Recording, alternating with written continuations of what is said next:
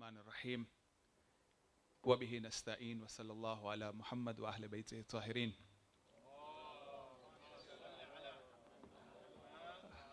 Respected scholars, regional presidents, President of Hujjat, our host, Siptin Bhai, councillors, delegates who will join us, inshallah, on Friday afternoon as part of the conference, volunteers, distinguished guests, Mu'mineen and Mu'minat, Salamun Alaikum wa Rahmatullahi wa Barakatuh. I echo the sentiments of both Salim Bhai and Siptin Bhai for a very warm welcome to each and every one of you. It is probably one of the record attendance in the history of this organization that we have almost 90 people in total when the conference commences, inshallah, in a couple of days, who are here physically and a lot joining virtually, which in itself is an indication of the democracy at its best. And I commend everybody for having made a tremendous effort to be here, and you are all very warmly welcomed. As far as Khoja benevolence is concerned, that we just heard, it is a time to celebrate. This is a miracle. And this is nothing but the blessings from the Ghaibah that Hujjat has been able to achieve this fantastic complex. A community that is fast growing with 6,000 plus members continuously growing, and now the complex has been established, alhamdulillah, with Khoja benevolence. And when he talked about this being a miracle, I would say it is a twofold miracle. One, it is that the fact that the community has achieved that, and two, miraculously as well, I would say, with Khoja benevolence, we are having an exco and a conference hosted by Hujjat in our own WF house, which is history in its making. Nobody had even visioned that this would happen.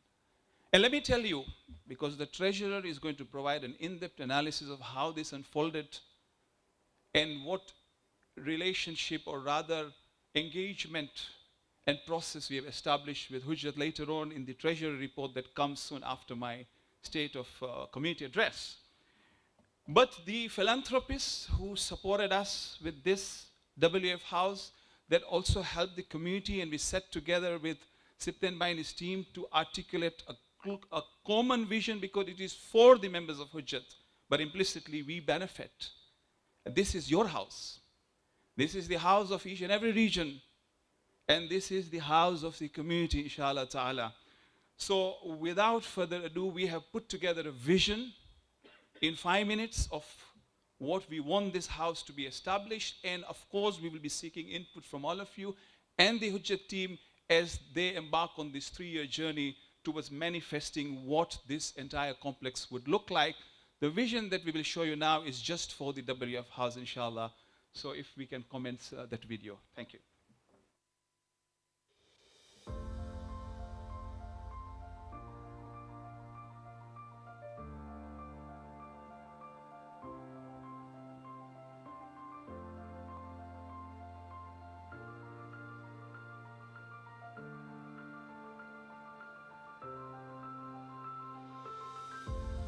Welcome to Musgrave House, the new home of the World Federation, as part of Hujjat Village. Step into the future, our global hub, fit for the next 100 years. We begin with the ground floor lobby, a bright focal connecting point for the rest of the building. From there you have access to the community cafe, a meeting point where friends, family and colleagues can dine at their leisure. Adjacent will be a GP surgery, a pharmacy and an opticians, serving all the primary needs of the community.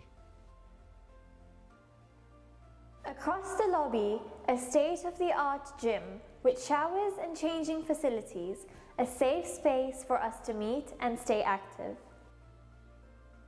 Next to the gym, a significant section of the ground floor will be designated as an enterprise workspace for budding community talents and entrepreneurs. This has long been a vision for the World Federation, where a community hub will serve as a meeting point of great ideas, a place for both startups and seasoned establishments, where they work together and grow collectively. The first floor will house the World Federation offices and will incorporate a state-of-the-art media facility, which will have a studio, control room and editing suite, vital to the future digital and technological needs of the community. Adjacent will be a designated space for the MCE, the Madrasa Center for Excellence, where critical work takes place for our global madaris. Currently, we have more than 12,000 students in 86 institutions. Next door, a modern library, serving all ages, equipped with all facilities one could need. After all, reading and seeking knowledge from the cradle to the grave is integral for every Muslim. The library links to a state-of-the-art lecture hall where scholars across the globe will be invited by iCare, the World Federation's cutting-edge Islamic Research Institute. Seminars and workshops will serve all ages. This has long been a vision for the World Federation. The second floor will be home to a large multi-purpose auditorium for community events and seminars. The space can also be used for private functions with kitchen facilities in place for dining and hospitality. Allahu Akbar, Allahu Akbar. Across the corridor is a quiet prayer space that will serve everyone at Musgrave House. So much essential work happens under the World Federation. Aid, disaster relief, tabligh, our learning institutions and so much more. We all have a role under the World Federation, and this is a vision for each and every one of us. We, the grassroots, will be the ones to carry the World Federation forward to future generations. Together, we can realize this vision. This multi-purpose facility is the foundation for that vision. Tangible solutions and amenities that serve as a link between the World Federation and you, the ones who we serve. You who will take this forward for generations to come. The world around us is undergoing tremendous changes. I have no doubt in my mind that these changes are going to affect us all, especially those residing in the West, and more so in London because of its central location for the time being. The World Federation is exposed to a horizon which is much wider than anywhere else, and it is for this reason that I see the need for equipping it suitably. Founded in 1976, the World Federation is now completing its 50 years in 2026. The world around us continues to evolve with increasing complexities, diversities, and yet provides huge opportunities for our communities globally. I have no doubt that our vision statement of existing to serve humanity to achieve the pleasure of Allah subhanahu wa ta'ala that commenced its journey in London and at Hujjat Stanmore can be manifested in the decades to come through the new Hujjat Community Village here in Harefield, inshallah.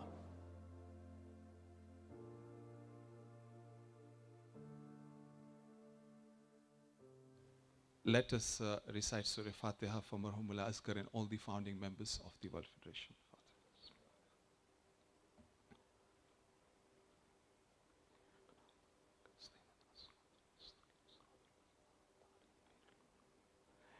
I would also like to take this opportunity to thank the very few donors.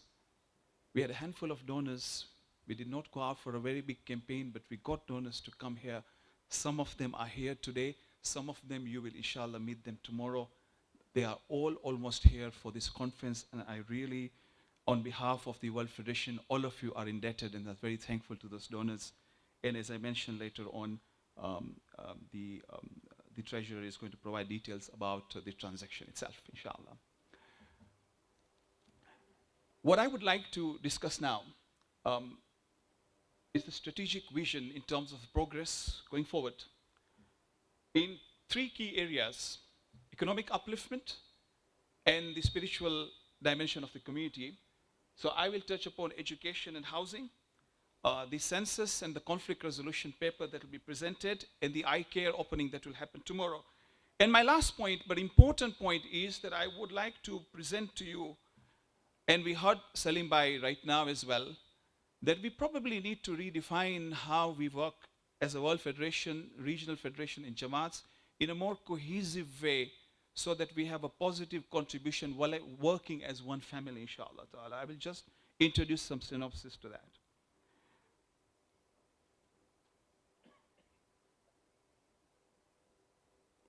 I think we have been through that. Sorry. Yeah.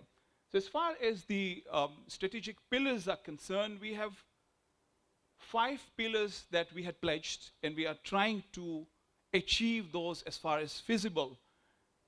On the faith dimension, the opening of the research institute that will happen tomorrow is one of the key components, where we are living in an age where the challenges of our time with artificial intelligence, with people being smarter, with so many denominations and ideologies and ideas coming through, there is a need to carry out research and support the communities across the world.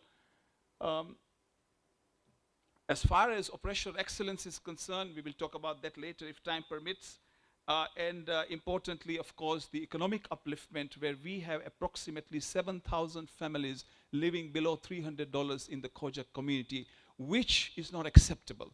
And it is not a life of economic dignity, and we need to address that. And I would like to present to you what we have been doing recently to ensure that. Shahid Ali, I'll continue. I think the battery is gone. It's okay, we can continue on this. As far as the first pillar of economic upliftment is concerned, is education, education, education.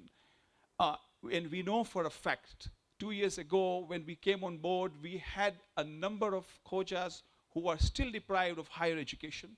We had almost filled the capacity as far as primary and secondary education is concerned. But today I'm pleased to announce, with your support and support of philanthropists across the world, Alhamdulillah ta'ala, I can announce with confidence today that there is no Khoja, Shia, Ishnashri, male or female, deprived of higher education. In Pakistan, I would like to appreciate Sajadiya Trust, together with others. Of course, the Pirai Jamaat being the forefront of providing education at Fatimiyya, but with the support that we have from them on a higher education basis, any Khoja, Shia, Ishnashri student who wants a loan for higher education to study within Pakistan on a 12-year program will be provided that support. And we are there also to stand hand in hand with Pakistan Federation to ensure that that will continue, inshallah. As far as India is concerned, it has been a struggle, but Alhamdulillah ta'ala, Mohsin Bhai Dharamsi is there. And with India Federation, we have also pledged that every Khoja will be provided support for higher education, whoever wants to study throughout India, inshallah. So that has been achieved. The Zainabiyya Child Sponsorship Scheme has been expanded. There were challenges in the past, and I'm pleased to announce that we have established an education department led by Ghulam Abbas Pira, who is here with us today. And today we support 5,000 students across the world. Of course, Khojas and non-Khojas, in providing them with primary and secondary education. And we aspire to be the leading Shia charity to be able to provide support on higher education as well, because we see education as the key pillar for the success of our communities. Moving on to the next slide. As far as housing is concerned, this is a burning area, and we have learnt a lot from Africa Federation. The work that Africa Federation has done together with the Jamaat has been phenomenal as far as housing is concerned. The rent-to-own schemes that have been developed over the years to support the middle and the lower middle class. And in India and Pakistan, in India in particular, we are focusing very hard on ensuring that the lowest segment of the community are taken care of. The living conditions are not acceptable in today's era. And we have a couple of projects that India Federation has provided us, and I'm pleased to say that there's discussion going on with a few philanthropists, and I'm sure you will support us with mere small cost of $15,000, $20,000, $25,000 to provide shelter to our Khoja community members in India. If you move to the next slide. And I just want to introduce this project in Bhavnagar housing proposal. I won't go into the details. Suffice to see, if you look at the cost, you are only talking of $15,000 per flat. And this project can commence instantaneously once we are ready for the funding. The next slide, and these are projects that are now ready on a rent-to-own basis. The second project, which is the Vartage one, is for the poor destitute. This is providing them free accommodation under the auspices of the Jamaat. They cannot even afford a penny. Alhamdulillah ta'ala, we are on the verge of signing this one where each flat will cost $13,400. So at least we have 10 flats that are established and the poor people can settle themselves. It is an important element. There is a huge need of housing within the community, and we need to work together, and the Executive Council needs to deliberate and ensure that we provide that shelter to our community members. Work has commenced. We need your support. We can't do it alone. The next slide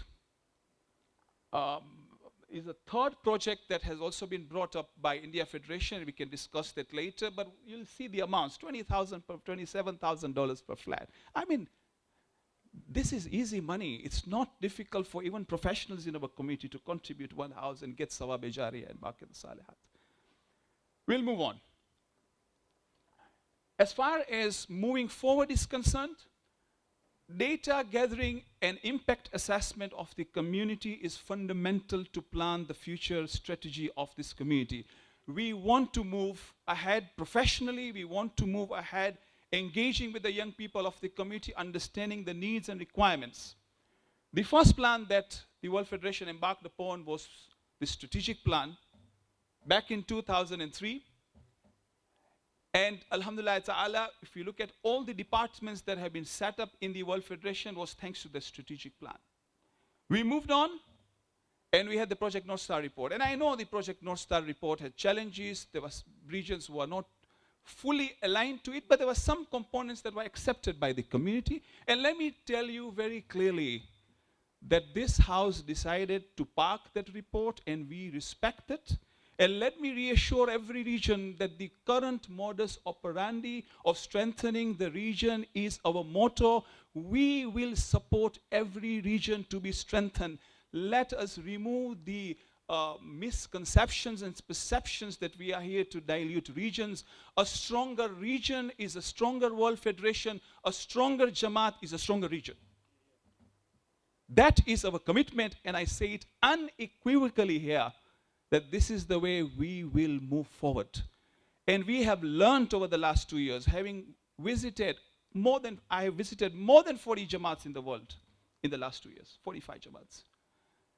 And what we have learned is that if the Jamaat is strong, the region is strong. If the region is strong, World Federation cannot engineer deliverables on the ground with 150 communities out there. Impossible. It has to be done through the regional support. And we commit to our full-fledged, unflinching support to every region, inshallah ta'ala. The census. Shiraz Bhai and his team are going to present tomorrow. Is an extremely important way forward thinking strategic. We don't have a census. We are talking of 150, whether we are 150, 120, 110, we don't know. Yes, we have data from 6 regions, and we gather from the data that we are no more than 150 for sure. But the demographics of the community, the male-female split, the youth engagement, the perspectives are there, the net asset worth of the community. These are all things that, of course, we will not be able to fully capture. But I have no doubt that when Shiraz Bhai and his team present that paper tomorrow, which is strategic for us, it will pave way for the 2050 vision of the Khoja Shia Ishnashri community. Inshallah, that is our aspiration, that we should commence this work as we move towards 50 years of the World Federation, so that when we get to the 75th year, we know where this community stands, we know where this community should be going, and to ensure that the challenges of our community are addressed. We heard some of the challenges. from Salim Bhai, and we will continue to hear other challenges over the days to come. We are here to support you, inshallah, working together. And the last slide, and the last point that I would like to visit today. Do we have a slide or that's it? Yeah. These papers will be presented during the course of the next day or so. We are having challenges as far as divorce rates are concerned. They are on the rise. The conflicts within the community, business conflicts, community conflicts, Jamaat conflicts, these things are happening. We need a process to support ourselves and resolve matters within the community. Some fantastic ideas were coming up. There is a global marriage contract that is being worked on. We have daughters. Today I have cases, Sheikh Alidina will bear witness, girls who have not got divorced for 8 years because they are tied into the fact that the husband does not want to give divorce. This is unacceptable. How do we create an environment where we make sure there's a level playing field, the Islamic ethos are maintained, and the law of the land has been taken into account? Some good work has been done in Toronto. Some good work has been done at Africa Federation as far as the marriage contract is concerned. We need a global one. There is a template in place, and there's a discussion that Sheikh Afzal will present, inshallah, on that. Together with marriage education, why are partners not sticking on and moving on? There are challenges in terms of training, and I just saw an event of matchmaking when I was in New York with Nasimco, and I must commend Nasimco for a great achievement in achieving this matchmaking process in New York. And last but not least, we discussed about the dispute resolution, alternative dispute resolution. This is part of the draft constitution as well, but there is much more required to meet the wider needs of the community. So inshallah, this will be part of the deliberations in this expo, inshallah. And my last point, and that is, looking ahead, the International Center of Advanced Islamic Research, there is a paper on that. There will be an opening ceremony here tomorrow, and we have received a letter from His Eminence, Ayatollah Sistani, which we will read out tomorrow. For the opening of this center, we have received a specific message from him and advice on how to manage that. Compliance and risk management, I will leave the Treasury to talk about that very shortly. Investments. We are still stuck with 4.5 million, 5 million, whatever we had. Alhamdulillah, it has increased a little, but that's where we are. Our income level is still very low relative to the expenses and the fast-growing needs of the community. I don't know how to address it. I need your guidance. Should we stop there? Should we continue? Should we strengthen our foundation fund? This is something that we really need to look into. We keep on talking about it, but we are still stuck. Yes, we have made some investments, alhamdulillah. We are getting returns from that. Again, the Treasury report is going to talk about it. The Hairfield development is a new one. You have seen the vision. The vision is in progress. We are in work with Hujjat, and we are hopeful that there will be some income that will also be manifested from some of the compositions here. But the key objective is to provide the services to our communities. And operational efficiency and digitalization. We still don't have a CEO in place. A lot of work is happening, and voluntarism has its own limitations. It is profound, and I really would take this opportunity to thank our team, our solid team here, solid team that are all here today who are doing fantastic work as the front workers to achieve this. But we need some support on that area, and probably we will discuss that as well. And my last point is really the relationship between the World Federation regions and Jamaat Mu'mineen. I want the tensions to end. Democracy is healthy. We are here to deliberate, and we come with an open mind and open hand, and you will see how we will be managing the meeting with absolute openness and democracy, inshallah, and we need the du'as to make sure that we discuss, we deliberate, we argue, we even quarrel at times. We are a family, but we get together. But the tensions need to end in the sense that if the Jamaats and the regions and the World Federation can sit together and chart out what are my boundaries, what is the boundary test. Maybe we as World Federation need to stop doing some things because the regions could be doing it. Maybe the regions need to stop doing things that the Jamaats are doing. We need alignment. How do we start the process of alignment? Maybe we need to sit together. The Jamaats bond with the regions, come up with a value proposition. The regions sit with the World Federation, come up with a value proposition. We are a strategic body. We want to remain strategic. But at times we are forced into the box of getting involved because of desperation in number. We have got 150 Jamaats. And not all Jamaats are on the same level. There are some Jamaats who are advanced. They don't even need the region, let alone World Federation. And there are some Jamaats who need both the region and the World Federation on a daily basis. There are two extremes, and there are some in the hybrid. We need to find a mechanism of operational efficiency. We are committed to that efficiency. We don't know what that model is, but we are in search of that, and I have no doubt that there is enough intelligence in this room to give us that model. We commit to working on that model so that it's a win-win-win. World Federation wins, the region wins, the Jamaat wins. There is no loser. We are only 150,000. We are a very small family. We exist to serve. We have to survive. This is our vision, and I recommend it to the House. Thank you very much. Wassalamu alaikum wa rahmatullahi wa barakatuh.